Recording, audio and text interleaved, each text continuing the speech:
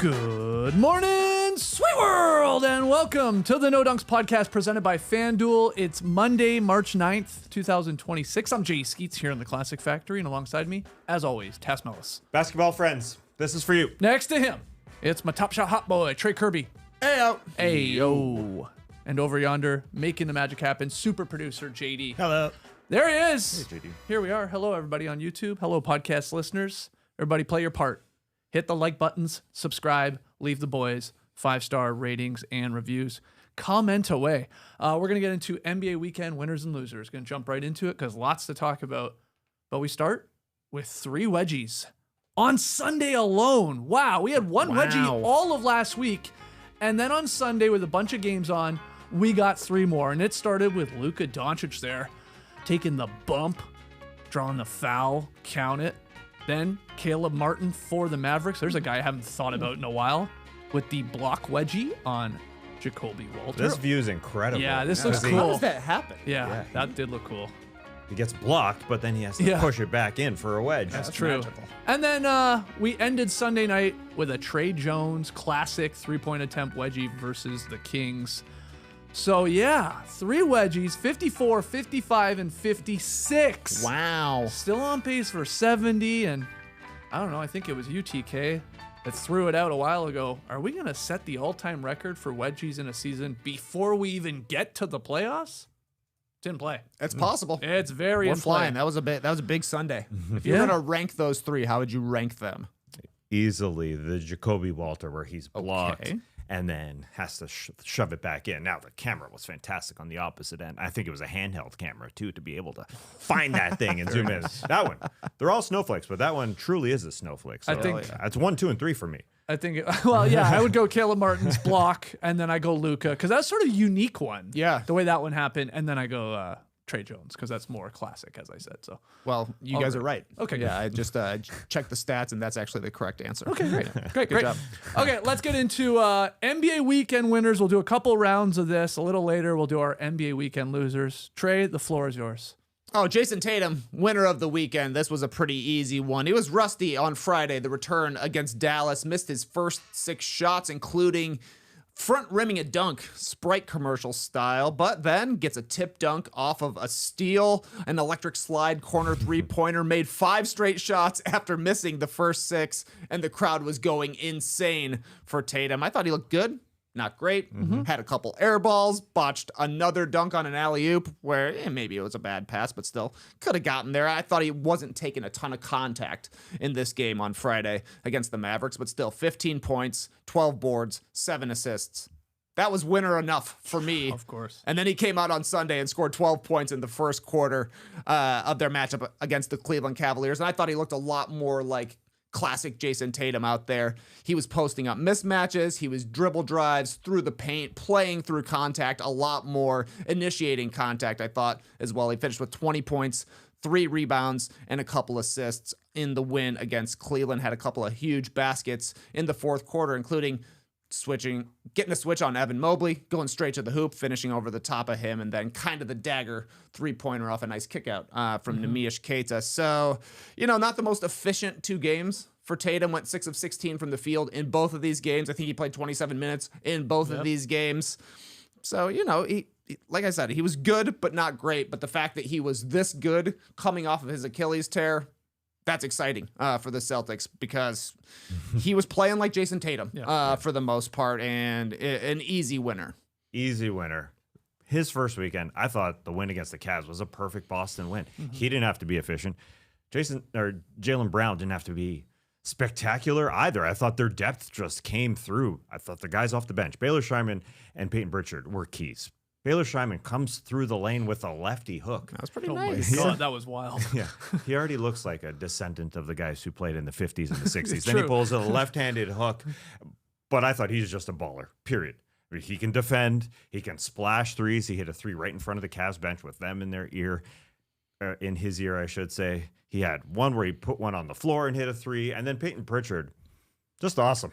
In the fourth quarter, he hit 2 ISO plays back-to-back. When the Cavs were making their run, you just go to Peyton Pritchard. The guy will definitely benefit coming off the bench with Jayson Tatum in the rotation. And when they needed a basket, he literally went right at Jalen Tyson when he did that spin, pivot back, fade, and then the next possession goes up against James Harden, cross, fade on him. So those two guys benefit in a game where Jaylen Brown didn't have his first basket until 30 seconds left in the first quarter. Derek White wasn't even all that good.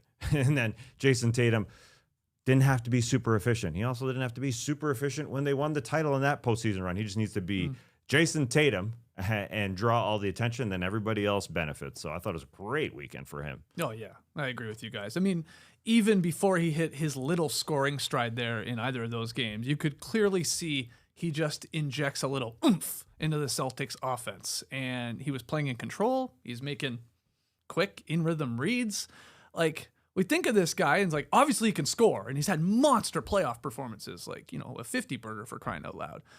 But he does all these other things. He's a huge dude, so he cleans up on the glass. He's a great playmaker. Obviously, he can get at it defensively. I think the biggest takeaway was you said he played 27 minutes in both games. Mm-hmm. That's not nothing. I mean, that's going to ramp up. Of course, they're going to hope to. But we see guys that have like playing all season long coming back or in and out of the lineup with injury. They'll play less than that in some of these games. So there's obviously confidence, obviously, in his leg there and how he feels. So, yeah, a team that was already dangerous just doubled up on star power basically now with a guy in Jaylen Brown who's been great all year. And yeah, not in a lights out game against the Cavs, but still a very solid 23, 9, and 8. And now you got Tatum who can do that as well. It's like, yeah, this is the reason why they won a title with these two guys. And, you know, why can't they do it again here? I mean, well, they're the favorites in the Eastern Conference now, according to FanDuel. They're plus 190 right ahead of the Cavs, the Knicks, and the Pistons. You know, like Tass likes to mention, the buzziest teams get moved to the top of the favorites list. But seeing Tatum come back and look pretty Tatum-ish, I think, I don't know. It's impossible to say. It's literally been 2 games. But how can you not think they have as good a chance as anybody? So I think they are worthy favorites. And you're right, Skeets. It's like the thing about Tatum that makes him such a great player is that he's not bad at anything. Yeah. He's pretty good at everything. Like, he's a pretty good playmaker. He's not the best playmaker. No. Pretty good shooter, not the best shooter. But he's not bad at literally anything on the basketball court. And having Shireman get to have that starting stint is going to be huge for him now that he's going to be coming off the bench. Came off the bench in both of these. 10 boards is big. It just gave him a lot of confidence. So pairing him with Pritchard, who's literally the defending 6th man of the year, that's what this guy is made for. I think if they have the NBA one-on-one tournament, he would be like a top 3 player for me. He's unstoppable. Like, he can get to his shot anytime. He's got a quick handle. He's a good shooter. He doesn't have the size, but I think they were saying on the Hoop Collective today that he's the best ISO scorer in the league right now, but on a points per possession basis. You know, maybe Luka Doncic puts him into the basket if they're playing one-on-one, but I also don't think Luka can stop him one-on-one. So Pritchard is awesome. The only bad thing that happened for the Celtics this weekend, Vooch broke a finger. He's out for 3 to 4 weeks because he had to have surgery on that finger, but they just ran Luka Garza out there. And it was like the same thing anyways. I think they're going to be okay. He was efficient. Yeah, if Peyton Pritchard is in a one-on-one competition, Reggie Miller's got to be on the call because he compared Peyton Pritchard to Caitlin Clark. But he's going to be super excited to see how Peyton Pritchard plays in a one-on-one competition. I mean, he's going to be super pumped because he is. The guy, again, came through in the fourth quarter when they needed him. So fantastic stuff. On the other side, like the Cavs, they didn't have Jared Allen, so Evan Mobley kind of stepped up. But they couldn't score in that second quarter. And I think that's kind of bodes well for the Celtics. This is an ugly game. They won the second quarter 21-10 because the Cavs couldn't score. And they only scored 5 baskets in that second quarter themselves. But that's how you win. So that's great sign for the Celtics to also make up 2 games in one weekend against the Detroit Pistons. Yeah, they're only 2.5 back. Say that. Only 2.5 back of Detroit now, since they had that awful loss against the Nets. The Nets, because they had no Cade Cunningham. They gave up a lead, and then a bad one on Sunday. We'll get to. I was just going to add that about the Celtics as another reason to be a win of the weekend. Them catching or making up some ground on Detroit at the number 1 seed in the East. Let's keep it going, though. Who do you have as your winner? Well, Victor Wembanyama has to be a winner. When a basketball god says that was the best 30 hours of my career, basically, he's a winner because they played Thursday, they beat Detroit, and then Friday they had a back-to-back against the Los Angeles Clippers, and he said in the first quarter, he almost fainted out of exhaustion. That's how tired he was, and they were down 25 in the third quarter against the Clippers, and they came on back. You saw Victor Wembanyama defensively in the lane, able to pounce out and block a 3-point shot in the corner. A lot of the Spurs just came through. Julian Champagny had 17 points in that third quarter to, aid Victor Wembanyama. This was more of just a team win, and that's why the Spurs are scary. Post game, we saw Victor Wembanyama crying. He was so emotional after that win. The Twitter sphere going crazy, but I thought more importantly, he was talking up his teammates. He said about Carter Bryant, that was the loudest 5 points and 3 rebounds game I've ever seen in my career. I'm super proud of that guy. To be able to do that at this point of his career is awesome. He only played 21 minutes in that game, 21 plus minutes, I guess because he was tired. 27 and 10, 4 blocks as Mitch Johnson. They play the rotations as he needs to, so they came through big time in that game. Kawhi had 20 points for his 40th straight game. Sorry, Kawhi.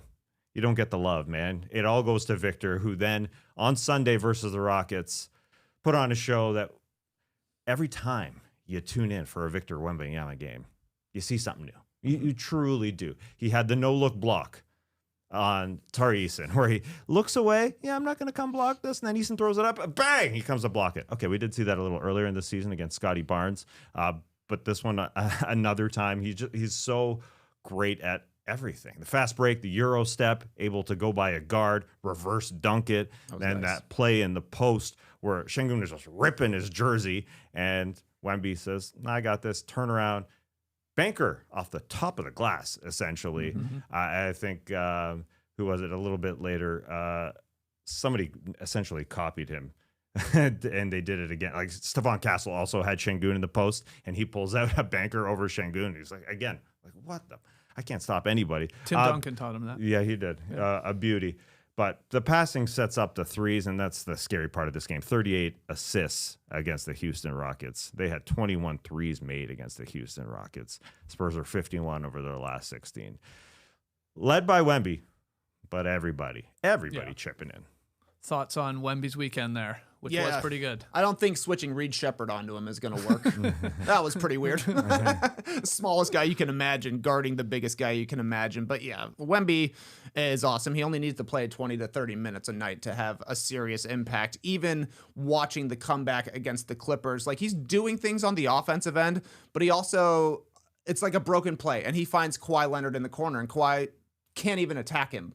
So they swing the ball, get the ball out of his hands. It comes back to Kawhi, and there's Wemby at the top to challenge a three-pointer at the top of the key, not anywhere close. So then he runs out, dunks, takes the lead. Then he denies this lob to Derrick Jones Jr. Like the pass was there. Mm-hmm. If Batum throws it way over the top, probably works. We just saw Derrick Jones Jr. a couple of plays earlier finish through Wemby. Really nice take, but he was scared to throw it because he's seen Victor probably his entire life, being a Frenchman as well. You saw how upset Ty Lue was on that one. He's like, throw the ball, man! Mm-hmm. Yeah, good luck. That's how scary he is. Yeah. He was basically 20 feet away from the play, and they're like, can't even chance it. Yeah. Then Champagny goes to the line, a 1-point game, bricks them both. Same exact miss both times. Wemby tips it out. They get another possession on that one and get more free throws. Castle follows it with an offensive rebound as well. He makes the big plays because he's an awesome player, but he also makes every single little play because he is a winning basketball player. He's not probably not going to win the MVP this year. It could happen, I suppose, especially depending if games played factors into things, but he's absolutely going to be the favorite going into next season. Yeah. How many will he win in his career will be the question, but yeah, great point about just making the big plays. Also, like, I almost admire Tari Eason's confidence in trying to shoot around and over Wemby. It felt like he got blocked so many times. Like, dude, this is not going to work, man. Even his mom on Twitter was like, yeah, he looked like he was 5'1". I know. It's like, again, I almost admired it. Like, dude, you keep trying, but it ain't going to work. But wow, what a game. And they just waxed the Rockets there. 145 to 120 is the score in that game. Mm-hmm. That's a lot of points on a team that's not brutal defensively. But what a weekend. What'd you say? They won 15 to 16 here. Yep. Yeah, not bad. Not bad run. But exhaustion setting in there. Yeah. So you had no problems, of course. The guy showing a little emotion in a regular season game here. Because of course people are gonna say, what the hell? Why are you crying about a game in March? That's what haters are gonna hate, you know? He's in touch with his feelings. So he cried, let it out, do it. And then, again, he goes to the press conference afterwards and starts talking up his rookie in Carter Bryant. Like this is a 22-year-old guy, and Victor Wembanyama already feels like he's 36. I mean, he's literally talking up the young guys. We needed that 5 points and 3 rebounds. You did. Carter Bryant, that alley-oop, awesome. It was really great. But Wemby, like you said, Trey, he does every little tiny thing. But also, he'll suck in the casual fan that will watch a basketball game and say, whoa, I've never seen that before. Eyes off him. Yeah. Again, every reverse, every no-look block, like the one on Tari Eason, was awesome. Great camera angle on that one from the baseline. Speaking of Reggie, he on that block, he's like, I hate to say it, this is what I do to my son in the driveway. Right, yeah. And then he's like, no, I don't do it. Actually, I do it. He does it. Of course he does it. Of course he does it. He was on play-by-play. He called him out. He said, no, come on, man. You do that? Was it Eagle? I think it was Eagle. I don't remember. So your 2 winners of the weekend, and rightfully so, Tatum and the Celtics, and then Wemby and the Spurs, they play tomorrow night. Oh, let's go. That's a big-ass game. That is in San Antonio. So Boston visits San Antonio. Oh, yeah, because they were on their huge road trip. So got a live chat. Let's live chat that on Substack. I'll do it. It's a big-ass game. Let's chat it. It could be a finals preview. Okay. I feel like we've said that a couple times over the last couple of weeks. Could be a finals preview between, 2 teams, usually the Thunder or the Spurs. And then, we've done it with the Knicks, I feel like. And maybe the Pistons for sure. Yeah, no, of course, the Celtics. There's a lot of bad teams right now, but we're also getting some marquee matchups. Yeah, we have a team on the rise for my winner of the weekend, but I'll give it specifically to Paolo Banchero, who helped his team, the Magic, get 2 wins. They snapped the Wolves' 5-game win streak in their first game of the weekend. 25 from Banchero. Desmond Bane was awesome in that one too, with 30 points. And then Banchero continued his dominance here, or his strong play as of late. He put up a monster game against the Bucks, 33 points on 75% shooting. So after struggling for 3/4 of the season up to this point, Banchero started to dominate a little bit more since the All-Star break, averaging 26, 9 boards, about 6 assists per game, shooting 51% from the floor, 60% true shooting percentage. I also think with the Magic, everything starts with their defense. He looks like he's putting in a little bit more effort on that end as well. So good weekend from him. The big rig got tuned up. TK, it was struggling. It was sputtering there for a couple months, but I feel like it's for the springtime here. It's running clean. Bad gas. They had bad gas. Yeah, is that what it was? Yeah, okay, low octane. They switched to a big one, better octane. They went from 87 to 93, and that really made the difference. I think they even called him the Banchero Express at one point, which is like a little big rig adjacent to me. But Orlando is 7-3 post All-Star. They're 9th in offense. That's awesome for them. 3rd in defense. Yeah. Now, some of these have been against not the greatest teams, but it doesn't matter. They need to stack up these wins here. Between Banchero and Bane, they're putting up basically 50 points per game. I think Bane has been just as good as Banchero has. He's just getting downhill all the time now. He's taking the fewest threes per game that he's taken since his rookie season. I think a lot of that is Magic opponents look at Desmond Bane and say, we cannot give up a 3 specifically to this man. So they overplay the 3, but he's learned how to attack the closeouts and just get downhill from there. Him putting pressure on the rim has been big for everybody. Suggs coming back and hitting shots is good. Wendell Carter Jr. is playing a lot better right now as well. They just did a ton of work specifically against the Bucks inside. So we'll talk about the Sixers in a little bit here. The Heat as well. The 6th seed is up for grabs right now, and it doesn't feel like it's going to be Philadelphia due to absences from their 3-star players. It's between Miami and Orlando, and I do think Orlando has played a little bit better. They have no expectations right now after a disappointing season, so they're playing loose, they're playing free, and their offense looks the best it has for the entire season. Yeah, they're on a push. They could easily catch our Raptors, in all honesty, for 5th. Desmond Bane's so fun to watch because we all know he's going right to get to the rim, but somehow he gets there and gets to his 0 step and gets to that rim. Because if you take that away, he's going left and he's able to hit that shot. Paolo looks great. We're waiting for Franz to come back. Should be soonish. So they're playing without their best player. It's Bane. It's obviously Paolo, and Suggs has made his return, somewhat recently the last couple of weeks. So it's all coming together for this team. Let's do another round. back to you. Yeah, I think a good weekend for the Lakers. They handled the Pacers on Friday. Don't really care, but they did it. And then a great win Sunday in a laundry game against the New York Knicks. If you play a game at like 4 o'clock on a Sunday, I'm going to be folding clothes during it. And this was a good one to watch while folding clothes. 35 points for Luka Doncic. He had 21 in the second half. Reeves had 25, 5 assists. And I thought Rui Hachimura was pretty solid in this one. 13 points, 7 rebounds. And I saw that he has learned the placement of the tossing. So they gave him another chance, and he came through for the Lakers. Most impressive, though, to me was the defense against the Knicks. They held New York to 97 points. That's their 4th fewest total of the season. The Lakers forced 19 turnovers, held the Knicks to 43% shooting from the field and just 8 of 34 from 3. Interestingly enough, no LeBron James in either of these games. And guess what? It's a lot easier to defend when you have Rui Hachimura and Marcus Smart on the court together, and only 2 of Luka, Reeves, and LeBron. So It's true. it's weird. It's very weird, but they just can't defend with all 3 of them because none of them play defense. I thought DeAndre Ayton was pretty solid against the Knicks as well. Brought a lot of energy, finished his shots, didn't take a ton of them, but was at least giving effort against Towns on the inside there. So a couple of nice wins for the Lakers. Good timing as well with teams in the Western Conference struggling. They're able to make their way up the standings. Every win matters at this point. LeBron will be back soon. He's dealing with a foot problem that's put him in and out of the lineup. So it's going to be interesting to see what JJ decides to do, because we've seen some of the best defense for the Lakers be without LeBron. We've also seen some of the best defense for the Lakers be going small and switching everything.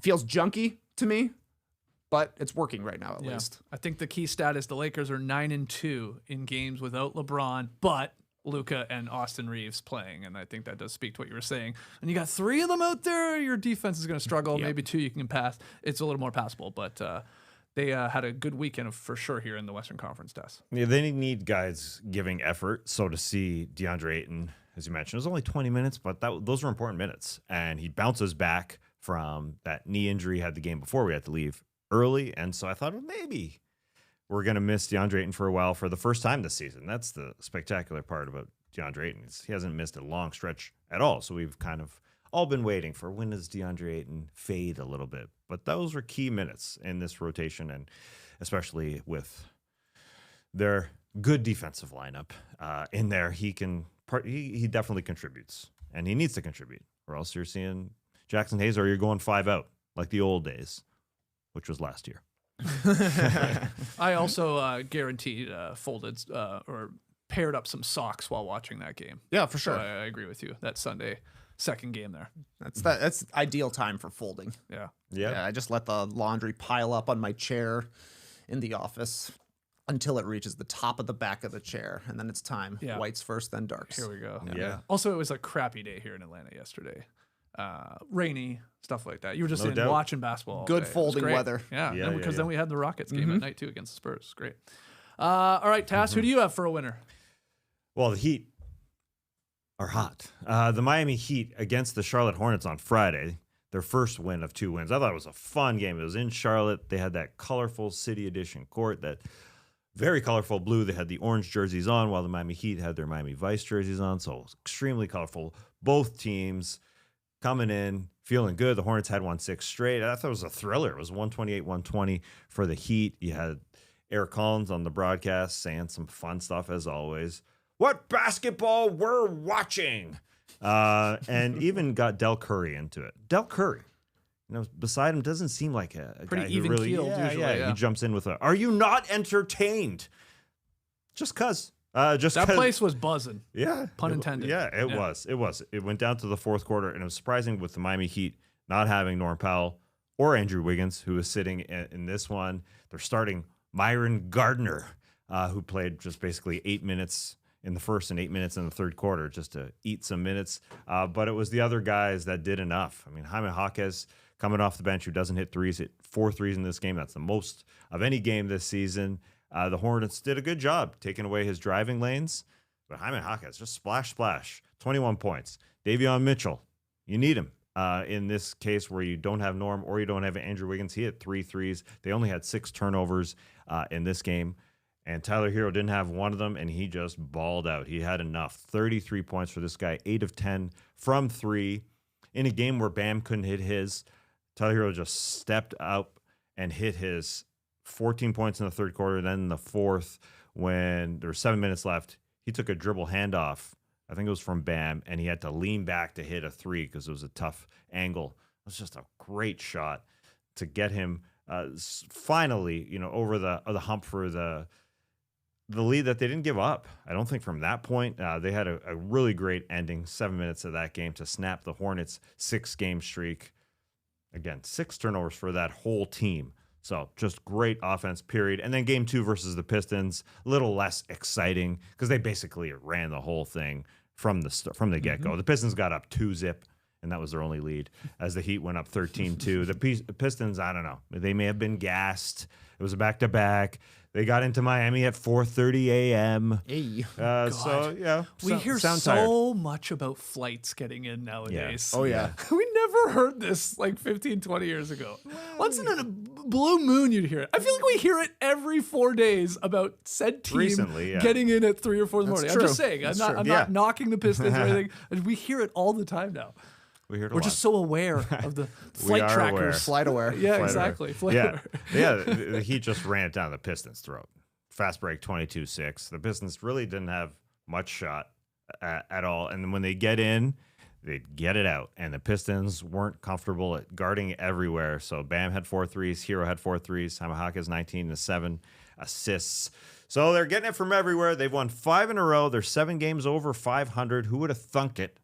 A lot of the time you think about the Miami Heat, you think it's a 500 team. 7 games over 500 here. Yeah, pretty late in the season for them to be doing that. They got 17 games left, so they're in a battle. They are. They're right there with obviously, like we said, the Raptors and the Magic in the 5th and 6th spots in the East, the actual playoffs, but the Heat leading the play-in race. But, I mean, look, a game separating all these teams here. This could go any which way here. Could go any which way, and Tyler Hero, guess what? He's good. Easy to forget. This guy is a talented scorer. He's basically 50, 40, 90 since returning. Hasn't played a ton of games yet, but the Heat need his juice on offense because he's a good scorer, first and foremost, a good shooter, but he's a decent enough playmaker, which takes the load off of a guy like Bam, Davion Mitchell, and I mean, we'll see how Powell fits in when he returns. I guess he'll probably come off the bench. I don't know. That's just what they do with Norm Powell. They start him for 2/3 of the season, then bring him off the bench for the end of it, and he's going to give you 20 to 24 per game, no matter which way it's happening. I think Khalil Ware is also playing a lot more and a lot better. He's having much more of an impact. So Spoelstra is giving him longer leashes. He's not just hanging out on the perimeter. He's dunking all the time, and he's really contributing on the defensive end and rebounding as well. He's an up and down effort guy, but when he's giving it to you, he is a talented player, and he really helps the team. So they're getting contributions from him. Yakachonis played pretty well against the Pistons. So they're looking deeper, and they're still waiting for Norm to come back. Yeah. And Bam Adebayo scored 24 on Sunday in that win over the Pistons and became just the second Heat player to score 10,000 plus points with the franchise, joining Dwayne Wade, of course. So I don't think he's going to catch him. No, he's probably not going to catch him. But still, that's quite an accomplishment there. And he's been there for a while. So Heat, man, really, truly a good weekend. Or I guess if we want to go back to the last week because the Hornets had the win streak. Southeast Division, man. Look at the Magic. Southeast Division Look at the Heat. Cooking. Look at the Hornets. We're the hottest team until everybody jinxed them. Until people started saying they were going to the Eastern Conference Finals. Oh, what? But yeah, otherwise, Southeast, baby. Southeast. Don't worry about the other two teams. Trae Young is playing for the Wizards, so that's putting up cool. numbers, yeah. And what's the other team I'm forgetting? Hawks. Well, the Hawks are good, The Hawks man. are hot too. They're on fire. Holy crap! Hawks are playing great. I just saw them. I was down at the Fortress watching Jalen Johnson literally dunk every second possession against the Sixers. Yep. Holy crap! That guy was attacking with abandon. 6 straight for Atlanta. So the Southeast Division. No good teams, but still. Yeah. Beat the bad ones. My final winner of the weekend, I'm going to give it to Shai Gilgeous-Alexander's MVP chances. Though I hear you on the Wemby factor of it all. Will he get 2 games played and make this a race? But let me state the case here for SGA. He is the odds-on favorite to win this thing. I think he's minus 400 on FanDuel as of this morning here on Monday. OKC 5-0 since he returned from his injury. He did miss one of those games, but otherwise, he's right back to scoring 30 points per game. So he's doing that. And the league the Thunder have the league's best record, first team to win 50 games. There's 17 games remaining. So where are they going to finish? They're finishing obviously 60 plus wins. Yeah, it's going to be close to that over-under in the start of the season, isn't it? Yeah. Wasn't it It's 62 and a half? Mm-hmm. Could be close. close. But anyway, they're a dominant team when he's in there. Like, you saw him against the Dubs there on Sunday, I guess that game. Saturday was that game. He had a rough game shooting the ball, 6 of 15. A lot of free throws, though. Put pressure on the defense. Obviously got to the line. And then what I love, it feels like he's done this a couple times even since returning. He just like hits these like game-winning, usually threes now is what he's doing. He got ISO'd on Draymond Green. It was a 2-point game. And he's like, no. Don't bring anything over here. I'll cook him. He steps back, splashes a 3 right in Draymond's face. I mean, he played it as well as he could. And that was pushed the lead to 5, and there was 40 seconds left. Like, that's a huge shot. That's basically one of those shots that sort of ends the game. He's done that a couple times. So I just think him returning, playing well, team winning, paired with the Nuggets struggling here in sort of the standings, sliding a little bit. Jokic not having his best basketball we've ever seen from him. And then the Cade Cunningham of it all. He was sort of in this conversation. He's at the MVP table, but he's not holding the menu. He doesn't get to say we're ordering an appetizer. It's like you're there. They've hit a lull here, 4 games in a row for them. He's exhausted. I buy that you said before, Trey. It's really down to Wemby, I feel like, in SGA. And SGA is going to have him, I think, on games played, and we'll see about record. But I think my point is, I think he's wrapping it up here. I think he's going to hit the games played, 65, and I think he's going to win his second consecutive MVP, just like Steve Nash. When Canadians win MVP in the NBA, you have to go back to back. But we'll see. Thoughts? Yeah, he's the favorite, that's for sure. That was a funny game against the Warriors. The Warriors could have pulled that one out. He missed a lot of free throws. Kristaps Porzingis back for the Warriors, 3 of 6 from the free throw line. Gary Payton missed a couple free throws. They shot 11 of 18 from the free throw line. Just hit some free throws, and they win that game. And the Thunder won't hit their over-under if you win that game. But, yes, I feel like Shai is definitely the favorite. You know, Cade and the Pistons have got to turn things around. They got to go on a huge run, I would think, for him to win it. Yeah. They got to win games. Yeah. I mean, of course, games played is obviously going to come into play for all these guys that we're talking about. SGA still has to get there. Wemby could still get there. Jokic still could get there. Luka, I don't know where you have him in this MVP conversation. Obviously, the numbers are pretty remarkable, but I think he's sort of more in the 3, 4, 5, whatever. Jaylen Brown's tried to like sneak in there too. I don't think he's winning it. So it's sort of down to me. It's going to be SGA, Jokic, or Wemby, and I just think he's going to win it again. And Basketball Reference disagrees with that. 63% probability for Jokic still, but you got to get to the games played. And, they're sliding too is another part of the equation here. Yeah, they're down into 6th in the Western Conference. I think the only way that Shai doesn't win MVP is if the Spurs get more wins. Yeah, okay. But right now, like, Shai has played 300 more minutes than Wemby. Wemby is more impactful on the defensive end by far. But I think if San Antonio somehow catches Oklahoma City, then Wemby would probably win. Because who else is it going to be from that team? Yeah. But that's the only way it happens. The other question I have is, do you think Shai Gilgeous-Alexander could be Dr. Sauce? Because ever since Friday when we were talking about Dr. Sauce, I was like, man, who's Dr. Sauce out there? And he does have like a scientific approach to the game. He plays with angles. I don't hate it. Right? He doesn't have a nickname. He's got initials. Yeah. Yeah. Dr. Sauce. Just chew on it. Yeah, exactly. Let's just sit with it for a little bit here. Is SGA Dr. Sauce? You're going to hear a lot about Shai Gilgeous-Alexander in the next couple days here because he did extend his streak of scoring at least 20 points to 125 consecutive games. He'll tie Wilt Chamberlain's record of 126 straight games with at least 20 points tonight. He probably gets to 20 points tonight. It's against Denver, so that is a good game. And then you're just going to see a lot of people going, like, I can't wait. I'm already, like, expecting, like, some sort of backlash to said record. And I'm not even saying this is like, oh, my God. Like, this is impressive. This is very consistent. Any record where you're beating Wilt Chamberlain and Jordan didn't do it or Kobe didn't do it when it comes to scoring, that's impressive. I don't care. But I can just see it now, like people going, "What the hell is this? This is stupid. This is dumb." It's like, okay, yeah, oh, sure, it is dumb, but it shows off consistency. And he just got there in the last game, and I think he'll do it tonight. Dr. Sauce can do it. A PhD in scoring. Yes, there you go. There you He's go. quite good at that. That's for sure. Any other minor winners that you just wanted to toss into the sauce here? Toss into the sauce. Kristaps Porzingis says he's going to be healthy now. How does he know? Yeah, I didn't buy that. That was an interesting quote, I thought. I from saw him. that too. Yeah. I watched that press conference. He didn't sell me. I don't think he sold himself. I don't think he was too confident. Okay. Again, he didn't have a good game.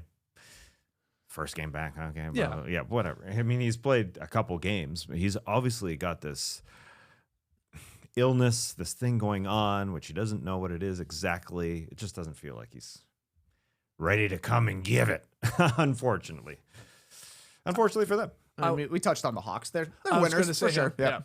Yeah. Jalen Johnson and the Hawks winning a bunch of games here, taking care of obviously some lesser talent, but they beat the Sixers, missing guys. We'll get into them in a second. I know we don't want to give the Suns a winner because of sort of the slight little cloud of Dillon Brooks hanging over them a little bit, but they won 2 games this weekend without Dillon Brooks, without Mark Williams, who's out for a few weeks, and that hurts. And so for them to get both those wins, That's true. very good. Yeah, and Dillon Brooks tried to make it up to the team. He went in there on Friday, the night after he was charged, then released after a DUI. Went up to them, apologized to them. Actually, Colin Gillespie talked about it for a while with press, and he said, no one's above anybody else. He came, he admitted he was wrong, and I don't know if you guys saw the body cam footage. Yeah. Blew a 0.0. Yeah, it sure wasn't feels like it was alcohol. marijuana. Yeah, exactly. It smelled like a dispensary, as the officer said as he opened To the which door. he says he doesn't smoke. He said. Yes, So- but he was reckless on the road. So he was I wobbly. guess. He was I wobbly guess. as the officer. But he talked to the team. I didn't see that. Yeah, he did. okay. He did, and he made up to the team, and they go get 2 wins again. No Mark Williams, no Dillon Brooks, so they need everybody. And Jalen Green looked better than he ever has on Sunday. He looked a lot better for them. So things are going well. He's a March man.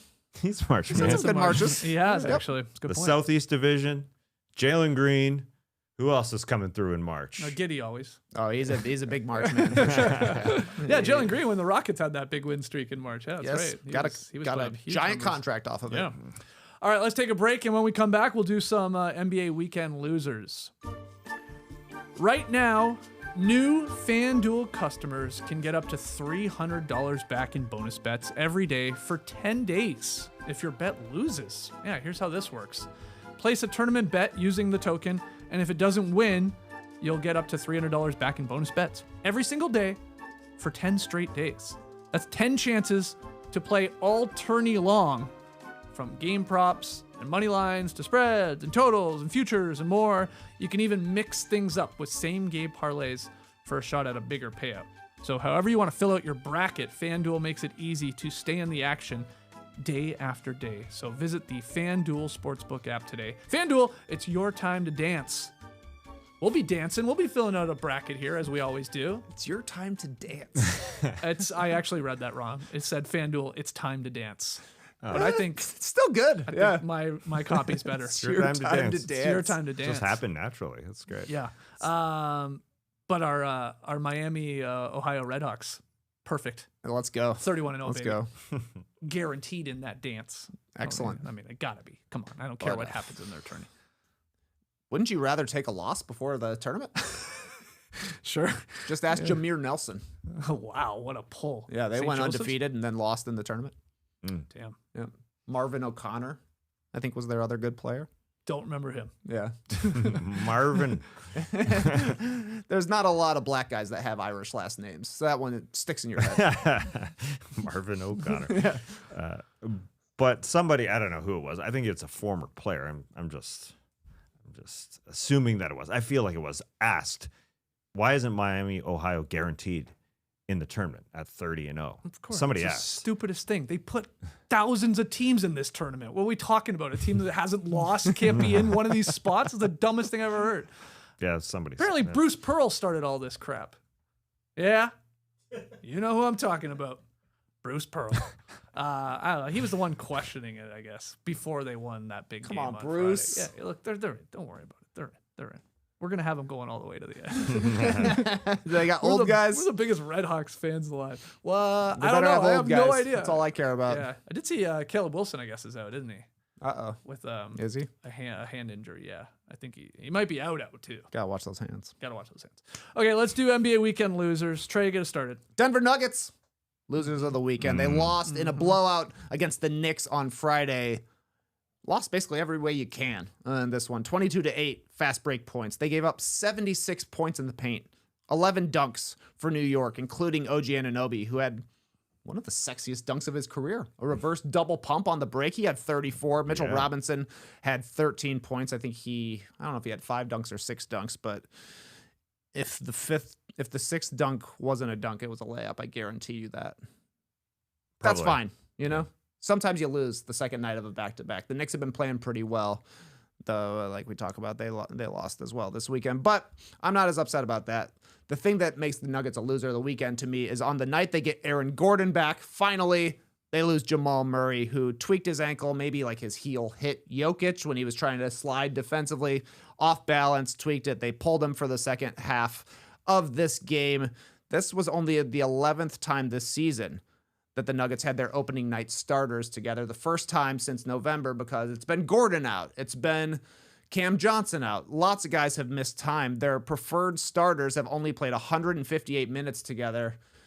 And now we'll see how long Murray ends up missing. He kind of limped his way out, hanging on Jonas Valanciunas and Peyton Watson, willing to put his denim on the line for a sweaty body in Jamal Murray. I love to see that teammate ship from him. Apparently he's questionable tonight against OKC. Okay, so maybe they keep him out for this game. Maybe he comes back soon, but it just feels like they're a little snake bitten, not being able to have everybody playing together, building the chemistry, building the cohesiveness that they need, because this is a different team bringing in Cam Johnson. He's a different style player than Michael Porter Jr., who they had a long track record of success with playing together, playing multiple playoff games together. And it would just be nice for this team to go into the playoffs knowing how they want to attack, how they want to play defense together. So I think just a bummer for the Nuggets to finally get mostly healthy. Like Watson is still out, but at least they had their starters back, and instantly they lose Jamal Murray. Don't even have him for a half. So that was a super bummer, I thought. Yeah, I think Zach Lowe referred to the Nuggets this season potentially as it's just not our year type of year. Just one of those years where they can't all get on the same page, mainly because of injury.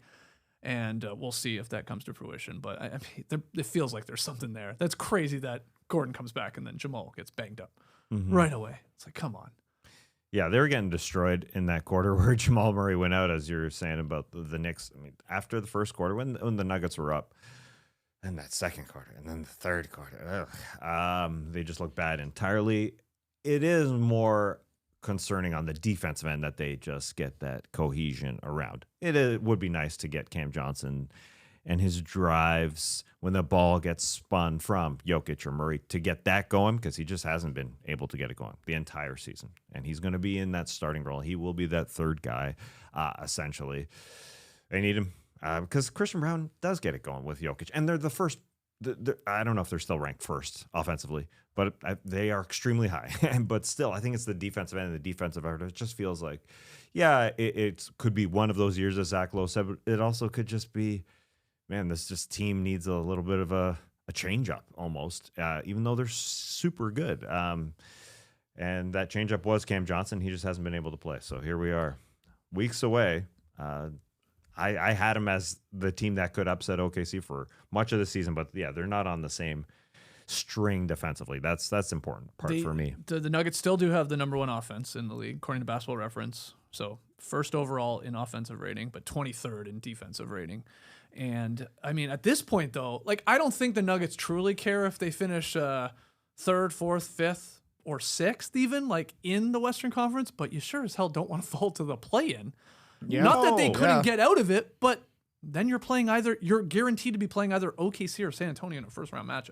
Like, yeah, they have confidence. I'm sure they can beat maybe even both those teams, but I don't know. I don't want to see them in a first round and be bounced in the first round. So they are holding on here because the Suns are not that far behind, trying to get into the actual playoff games race out. themselves. Yeah, so Yeah. tough loss with Jamal. I'm with you. I don't think he plays tonight here. I can't imagine he plays. Keep him out a game or two, but you can't go super long here if you want to care about staying in the conversation there for the playoffs. Well, even right now, if they stay 6 and Minnesota stays 3, like Yeah, Minnesota's played them well. Yeah. Right? Yeah. And I do think Jokic is going to have to bring a better effort on the defensive end because right now he's just like, if you're going up for a layup, I'll let you have it. Yeah. Not any He's sort of already getting resistance. ready to inbound the ball. Yes. Yeah. He does that. Yeah, and look, he can be an effective defender. Like he's not ever going to be a shot blocker, but he's pretty decent with positioning. He's got good hands for like steals and deflections, but right now he doesn't really care on that end. It doesn't feel like. Mm-hmm. Who do you have for loser of the weekend? Well, I think the Milwaukee Bucks and Giannis Antetokounmpo specifically are going to miss the playoffs for the first time since 2016. It's going to be a long road to get back into the playoffs from where they are right now. And yeah, it's been a long time since Giannis missed the playoffs, but it sure feels like it's happening again because they're way back. They're 4 games out of the play-in right now. And this weekend, specifically, Giannis sat 1 game of his back-to-back. So, you look at it, and the Bucks have 4 more back-to-backs, so whether or not he misses a few of those games because he's taking care of that calf and making sure he doesn't get injured again, still, I mean, either way, they're just so far back. They have 19 games left. I would assume they'd have to go something like 14-5 if the Hornets in front of them, who they're 4 back of, goes like 9-8 to get in there. And the Hornets are playing well, obviously. Now, the Hornets have some tough teams and all that, but 4 games back, and the Hornets have more games at home, 10 games at home, 7 on the road. They're 5.5 back of the Hawks, who are 9th. They have 10 home games and 8 road games. It just seems too far, especially the Bucks. When Giannis sits, of course, they're going to be worse. But Kevin Porter Jr. is also out. He's their 2nd best offensive player right now. Will he come back? Maybe. But I think this is it for Giannis to make the playoffs again since 2016. It's been a while. You said that was a good thing, though, right? Which part? That if they try hard and don't make the playoffs, it makes it easier for Giannis to request a trade. If they try hard, yeah. That's part of it. The effort is going to come from the front office to say, okay, they're going to trade some of their draft picks and whatever they can to go get somebody good to try and convince Giannis, or Giannis can say, hey man, I gave it everything I had. We didn't make the playoffs.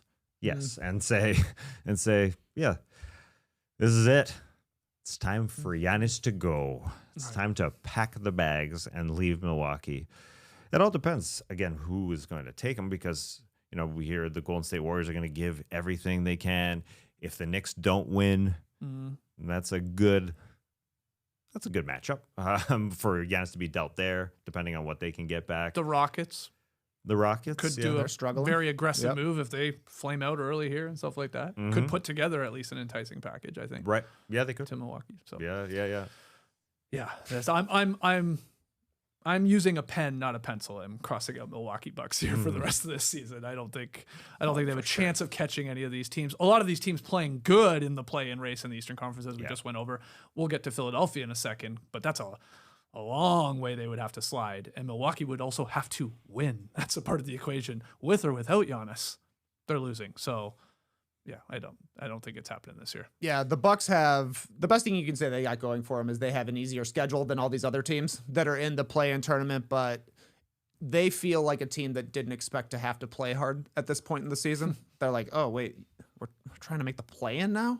And not the most exciting goal, it doesn't seem like, for Milwaukee. So we've already heard rumors that Doc Rivers is going to retire after this season. It definitely feels like a play out the string kind of a team right now. Yeah, the Hornets are playing too well. I thought there was a chance that they could catch the Atlanta Hawks. But now the Hawks have won 6 in a row. After the All-Star game, the Hawks have been, they've been cooking. They're 7-1 since after the All-Star game. After going into the All-Star break, having lost 3 straight. Yeah. They look like a new team. My big loser of the weekend is the Philadelphia 76ers because there's a month left in the 25-26 regular season, but it's possible their season ended on Saturday night. Philly entered this weekend holding on to a playoff spot in the 6th seed, but after one game, which was a loss to Atlanta, which we'll break down here, a bunch of teams behind them picked up wins, quality wins.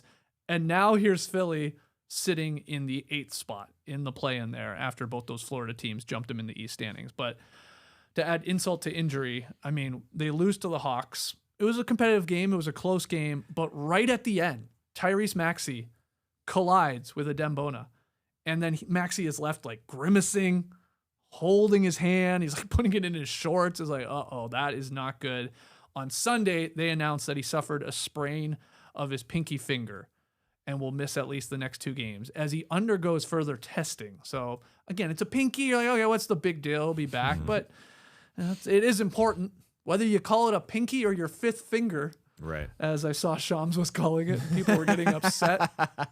That's awesome, actually. So anyway, but then, so you got Maxey, but Joel Embiid, he's missed the past 4 games with the oblique injury he suffered in late February. Paul George is only 16 games into his 25-game suspension for violation of the NBA's anti-drug policy. So he's not back until late March. VJ Edgecombe didn't play against the Hawks. He's got like a lumbar contusion. So he's missed a couple games here now. And now maybe Maxey, or at least Maxey for a couple. Not good here. I mean, I remember we were talking about Sixers a couple weeks ago. We were getting excited. And it's gone to shit since then. And good luck replacing Maxey. I mean, you just can't. The guy leads them in scoring, assists, 3-pointer, steals, shot attempts. He plays the most minutes in the league at like nearly 39 minutes per game. I mean, Nurse relies on him a lot. And he's played at an all-NBA level. But this is bad. This is bad. So now they're just holding on for dear life here for a play-in appearance, I think, at this point, with all these injuries to their main guys. Well, yeah, I mean, they're locked into the play-in. At least. And looking at the schedule, Cavs, Grizzlies, Pistons, Nets, that's like one good team, one bad team. One good team, one bad team. Silver lining. Like you said, Maxey's played the most minutes in the league this season. He's struggled since the All-Star break. He's basically 33% from the field. Embiid has missed so much time. Paul George isn't playing, so the impetus on all of the offense is for Maxey right now. He's the only guy that can do anything out there. So actually getting to sit down for a few games is probably beneficial to him. It would help if Embiid could come back, give them his 26 points in 25 minutes that he does when he comes back. The guy's automatic when he plays. So if he's able to play, I think they could at least beat the Grizzlies and the Nets, those kind of teams. And if Maxey doesn't sit out for too long, if he misses like a week and a half, it at least makes him the best team in the play-in, I would think, assuming Paul George comes back and gets into the swing of things by the end of the season, and assuming Embiid is ready to go come playoff time. These are, of course, question marks that the Sixers are always going to have. But yeah, definitely not good to lose Maxey, but he will benefit by sitting down. And also, I'll say, for me, the pinky is the 4th most important finger. Okay. Give a most well, all you need to know is that the ring finger is the worst finger.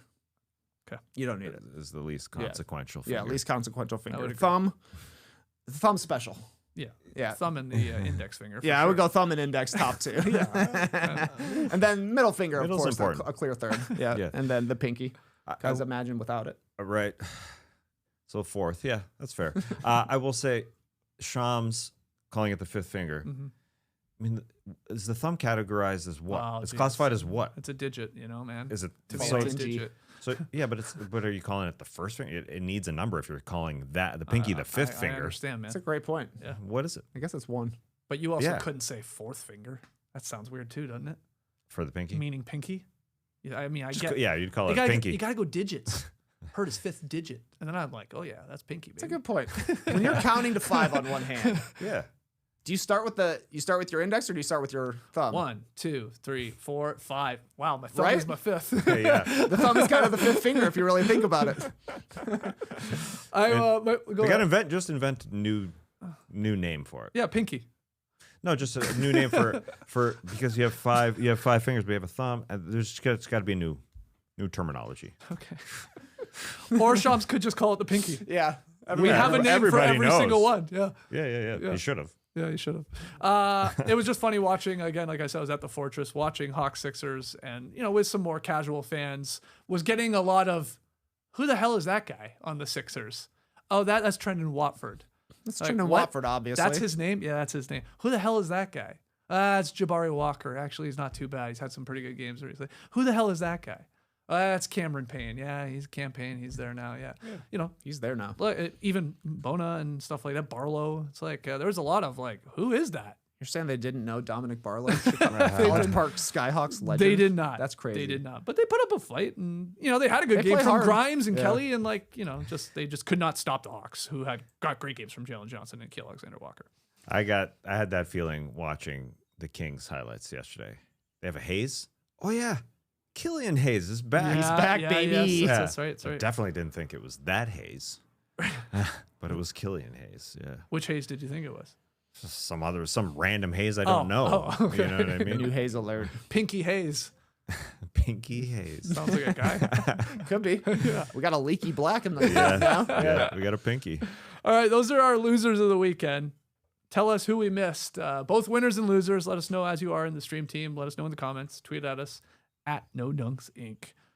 Well, bye of the night, sponsored by Nathan Spicer, an author who is now cancer-free. Let's go. Which we love to see. Yes. Nathan has been going through cancer and 11 other chronic ailments, including Ehlers-Danlos syndrome, a condition he discovered when he tore his shoulder from shooting a basketball. Tore it in like 3 spots. While preparing for hundreds of doctor visits, he listened to No Dunks and he wrote books, including, listen to this title, The Lamest of Legends. And I'm intrigued by this this write-up. It's about the Greek gods regaining control of Earth, but sucking at it because they haven't done so in like 3,000 years. So everything's going horribly Rusty. wrong. Yeah, the hijinks. So I read that. I'm like, I'm intrigued by You're that. in. It could You're be in. something there. Yeah, So, Nathan said, I can make it happen. okay. He- Get us a copy? Yeah. Or he also mentioned there's many books that he's written. Okay. So I'm not sure Many if books. this was the one that he said he could give you an audio version or Ooh. digital version. I don't know. Okay, I okay. don't remember exactly, but he's got you. You think this is a nom de plume? Nathan Spicer is a pretty good author name to me. I think it's his. You think it's his real name? I played against the Yeah. Spicer in high school. it Yeah. was- okay. I mean, yeah, sure. Yeah. It's also well, good. it's also me being biased because I saw where the email came from, and I don't think he was pluming on the email. But who knows? Why not? I have Jay You're right. Skeets. Yeah. You're right. Pluming on the email. You never know. You never know. You got a favorite Greek god, Tass? I go back to the main one. I always just Zeus it. Yeah, big Zeus head. It's hard to pick anybody but Zeus. I mean, were you going goddesses too? Sure. Of course. Okay. Well, Aphrodite's my gal. I'm You? a Poseidon guy myself. Yeah. Wow. She's awesome. You Yeah, love the water. really great. You Love the water. You Yeah, do. love a trident. Love to emerge from the seas with a beard dripping with water, like big paws. Oh, from Greek gods to French gods. Wembanyama got another Woe Boy, guys. Yeah. Back-to-back Woe Boys. JD told me this morning. Oh. I was like, what? He's like, well, yeah, Wemby won it on Friday's show.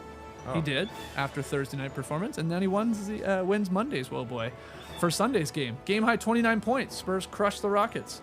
9 of 13 from the field, 9 of 10 at the line, 8 rebounds, 2 steals, 4 blocks in 30 turnover-free minutes. So back-to-back Woe Boys for Wemby, sponsored by Nathan Spicer. Wow. Since you just mentioned JD, and then we got a JD mention in the stream team. Someone tell JD that today is Matt Barnes' birthday. Hey. Living the 815 TY coming through. It's That's- Matt Barnes' that's your guy. birthday. It's Happy Matt. birthday, Matt. You loved him being interviewed many years Oh, he's ago. one of my favorite interviews for sure. Let's try and get him on the show. Yeah, why You know, he's not? busy with his own podcast. I get that, but Yeah. Pod to pod. just come on, sure. Yeah, we'll go on All the Smoke too. Yeah. Nice. I'd like to give them some props, actually. I love what they're doing, or at least a lot of clips I'm fed. They get a lot of like OGs on, some like guys that were like back in the 80s, even 70s, whatever, like classic players. And what I like about it is like you get all these fun ass stories, and it's Oh, yeah. like it's a good way to like, you know, Yeah. for us to remember, or at least younger generations to learn some of these guys. I like that. Oh yeah, I like listened to that the a lot. full episode of Cheryl Miller. I haven't It listened was to a that good one. Okay. This was in the summer, I think. Okay, yeah. But, you know, she told all the stories about when her and Reggie just talked trash to Mm-hmm. each other. It was really good. It was really good. Thanks to Matt Kelly Barnes. I didn't know his middle name was Kelly, number one. Didn't know he was a Matt legally, not a Matthew. Not a Matthew, yeah. Yeah. Now you know. Matt Kelly Barnes. Matt Kelly Barnes. Didn't know that either. Interesting. All right, pick 'em. I am in a hole. You guys just keep picking together, and I keep picking against you, and it's not working. I'm 1-4. You guys are 4-1 here. So where are we going tonight? We're going to LA. The Knicks visiting the Clippers because they got a back-to-back. First, they lost to the Lakers. Now they play the Clippers tonight. They're favored by 2.5. This was a tough one for me. I thought it was a coin flip. But I look back, and they went on a West Coast trip nearly a year to the day. And they lost both games on the March 6th and 7th last year to the LAs. So I decided, all right, that's my excuse for picking the Clippers. Trey also picking the Clippers. Why are you going with the Clippers, Trey? Well, I just think in LA back-to-back is hard. And they got the long travel now, 40 minutes, depending on traffic between the two arenas. But the bigger issue is partying all night and then having to come play a game the next day. That's a good one, yeah.